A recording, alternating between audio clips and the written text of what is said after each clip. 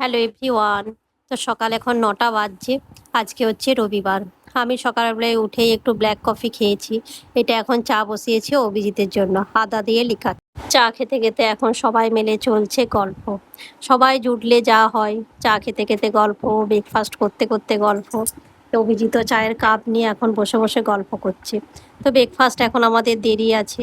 আমার এক দেওরা যা রেডি হয়েছে, আজকে জামাই ষষ্ঠী আছে, তো যাবে হচ্ছে শ্বশুরবাড়ি আমার দেওর। আরামবাগের পাশেই শ্বশুরবাড়ি, তো বেশিক্ষণ টাইম লাগবে না যেতে। আমাদের মেদিনীপুরে মানে আমার বাপের বাড়িতে কোনো জামাই ষষ্ঠী নেই, আর এক দেওরা জায়ের ওদেরও বাপের বাড়িতে কোনো জামাই ষষ্ঠী নেই। আমাদের বাড়ি বাপের বাড়ির মতনই। ওর বাপের বাড়ি হচ্ছে তালডাগরায়। তো এই যে দেওরা যা যাচ্ছে, ওরা জামাই ষষ্ঠী করে আরামবাগে থাকে, আরামবাগ ফিরে যাবে কালকে। তো আমার সঙ্গে তো আর দেখা হবে না, আমিও দুদিন কতুলপুরে আছি। তারপরে আমিও মেদিনীপুর চলে যাব। মেদিনীপুর থেকে আর কতুলপুর আসবো না, অনেকটা ডিস্টেন্স।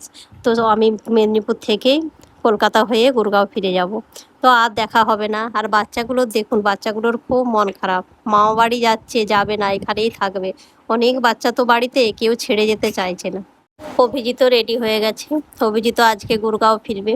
ও রাত্রি ৯টার সময় ফ্লাইট। তো এখন বিকেল 4টা বাজছে।